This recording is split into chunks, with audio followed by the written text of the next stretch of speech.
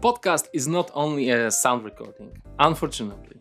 You need to have a name, logo, description for your podcast, and show notes for every episode.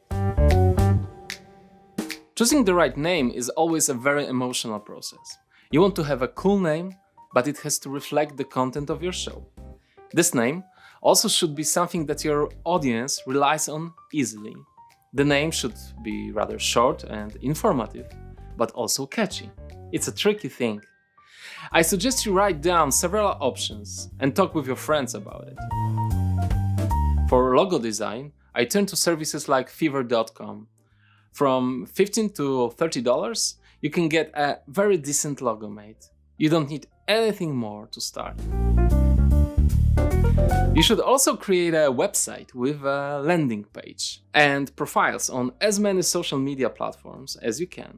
The most important one are YouTube, Facebook, Instagram, Twitter, LinkedIn, and TikTok. Social media is the best place to promote your show, engage people, and grab emails. All the marketing strategies will be covered later during this course. A description is something important and something you want to spend a bit of effort on. In a couple of sentences, you should be able to describe what your podcast is about. Description will be the first thing people will read about your podcast. It is also a good practice to record a description at the beginning of every episode to make clear what the podcast will be about. You also should create a show notes for every episode. You can put there information about your guest and topic you will be covering. You can also put a list of books or films you talked about in the episode. You can also put links into external references like YouTube videos or articles.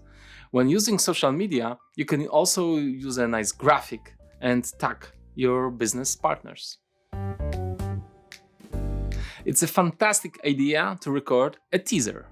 Platforms like Spotify gives you the option to present an audio teaser right below your logo. Choose the music that will be the theme for your podcast. You can find amazing pre-recorded and mastered sound pieces on audiojungle.com. Record your voice and mix it together with the music. How do you do that?